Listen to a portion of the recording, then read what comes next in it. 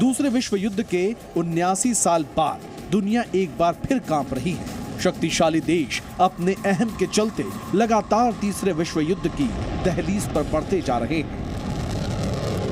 हम ऐसा क्यों कह रहे हैं, इससे आप कुछ ताजा घटनाक्रम को समझ सकते हैं। दरअसल इजराइल ने शुक्रवार ईरान समेत 2 और देशों पर भी हमला करने का दावा किया है।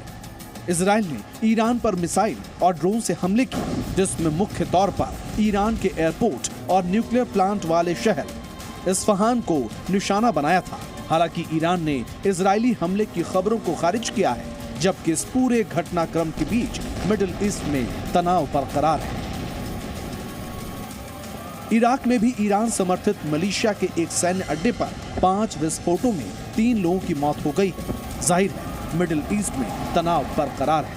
इस बीच ईरान हमले के बाद इजराइल के प्रधानमंत्री ने भी जर्मनी का शुक्रिया अदा किया है। साफ है वो अपने लिए दुनिया भर में समर्थन जुटाने में लगे हुए हैं। जिस तरह इजराइल और ईरान आपस में टकरा रहे हैं, उससे तीसरे विश्व युद्ध की आशंकाएं बनी हुई हैं। दरअसल दोनों ही देश एक दूसरे के परमाणु ठिकानों को निशाना बनाने की धमकी दे रहे हैं। उससे ऐसा लगने लगा है कि दुनिया में तीसरा विश्व युद्ध परमाणु हमले से शुरू होगा।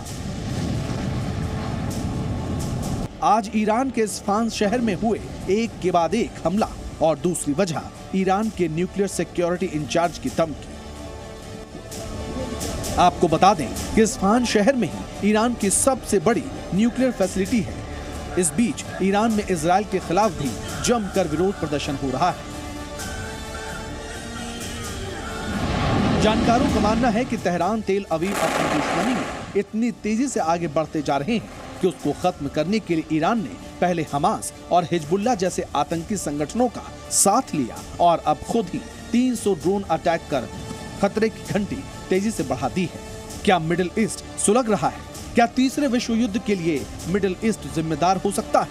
माना यह भी जा रहा है कि मिडिल ईस्ट और यूरोप पूरी तरह अशांत दिखाई देने लगे हैं। दूसरा कारण यह भी है कि संयुक्त राष्ट्र की कमजोरी, जबकि तीसरा और अहम कारण युद्ध में प्रत्यक्ष या अप्रत्यक्ष रूप से शामिल हो चुके अधिकांश बड़े देश हैं।